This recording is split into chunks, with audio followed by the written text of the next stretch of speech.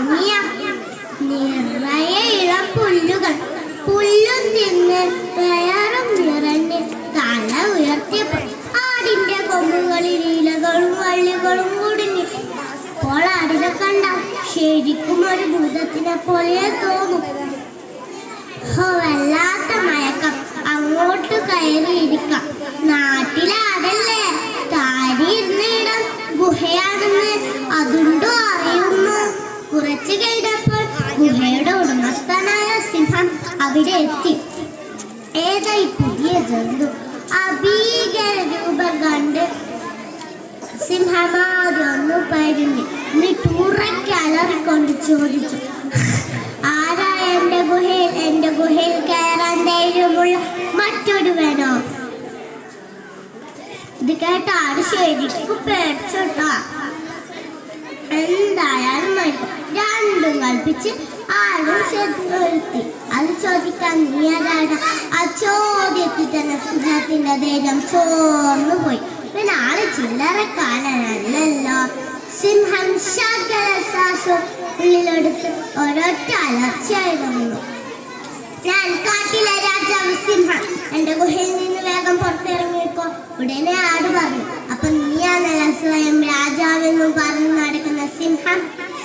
നീ രാജാവാണെങ്കിൽ ഞാൻ ചക്രവർത്തി, സകല കാടുകൾക്കും രാജാവ്. നിന്നെ തന്നെയാണ് ഞാൻ കാത്തിരിക്കുന്നത്. ഇത്രയും കേട്ടപ്പോൾ സിംഹം പേടിച്ചു തിരിഞ്ഞോടി. എന്നാൽ ഇതെല്ലാം കണ്ടുകൊണ്ടിരിക്കുന്ന കുറുക്കൻ സിംഹത്തിന്റെ പിന്നാലെ ഓടി. രാജാവേ, ഒന്ന് നിന്നാലും, അങ്ങേ എങ്ങോട്ടാണ് പരവേശനായി ഓടുന്നത്? നിൽക്കാൻ നേരമില്ല.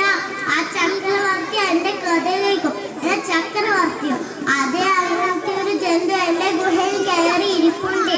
ഇനി ഈ കാട് രക്ഷയില്ല. വേറെ ഏതെങ്കിലും രാജാവില്ലാത്ത കാടുണ്ടോ നോക്കട്ടെ. ഈ രാജാവിന് പണത്തടി മാത്രമേ ഉള്ളൂ, ബുദ്ധി തീരെയില്ല. കുറുക്കനുള്ളിലൂടെ ചിരിച്ചു. പ്രഭു, അങ്ങേ ആരോ പറ്റിച്ചതാ. വാസ്തവം എന്തെന്നറിയാൻ ഞാൻ നോക്കിയിട്ടും വരാം. ഗുഹൈക്കരികൾ കാൽപ്പട കണ്ട ഉടനെ കുറുക്കൻ കളപ്പടി വീണ്ടും കുറുക്കൻ സിംഹത്തിന്റെ അരികെത്തി. പ്രഭു, അങ്ങയുടെ ഗുഹയിൽ അതൊരാടാണ്. ആടോ? അത് നിനക്ക് എങ്ങനെ അറിയാം? ഞാൻ എത്രയല്ലോ ആടുകളെ ഗ്രാമത്തിൽ മോഷ്ടിച്ചിട്ടുള്ളതാണ്. അങ്ങ് ധൈര്യമായി വന്നാലും പേടിയാണെങ്കിൽ എന്റെ പിന്നീട് ഒളിച്ചാൽ മതി. കാട്ടിലെ രാജാവായ ഒരു നിസ്സാരണനായ കുറുക്കന്റെ പിന്നിൽ ഒളിക്കാനോ? സിംഹം പിറുവിറുത്തു. പ്രഭു, നമ്മളുടെ വാലുകൾ കൂട്ടിക്കേട്ടാൽ ആ ജന്തു തിന്നുകയാണെങ്കിൽ ആദ്യം എന്നെ തിന്നോട്ടെ. അങ്ങ് ധൈര്യമായി വന്നാലും ഗുഹയ്ക്കരികിൽ കുറുക്കനും സിംഹത്തിനും കണ്ട ആണിന് വെപ്രാളമായി. പക്ഷെ അവരുടെ വാലുകൾ കൂട്ടിക്കെട്ടത് കണ്ട ആടിന് കാര്യം പിടിയിട്ട്. അപ്പൊ കുറുക്കന്റെ ധൈര്യത്തിലാണല്ല സിംഹം വന്നിരിക്കുന്നത്. കാണിച്ചു കൊടുക്കാം. ആട് മനസ്സിൽ മന്ത്രിച്ചു. ആടിന്റെ സൂത്രമെല്ലാം തിരിച്ചറിഞ്ഞ കുറുക്കൻ കളിയാക്കിക്കൊണ്ട് ചോദിച്ചു, എത്തി ചക്രവർത്തി? ബുദ്ധിമാനായ ആട് വിട്ടുകൊടുത്തില്ല.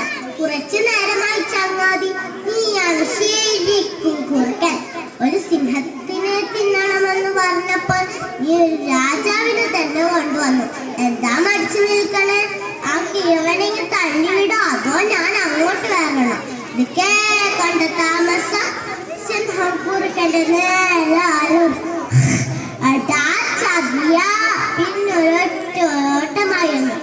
വാലിൽ കെട്ടിയ കുറുക്കന്റെ കഥ പിന്നെ പറയണ്ട.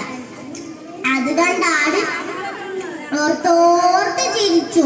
കൂട്ടുകാരെ, ആപത്തിൽ നിന്ന് രക്ഷ നേടാൻ ശക്തിയേക്കാൾ ബുദ്ധിയാണ് പ്രധാനം. നന്ദി.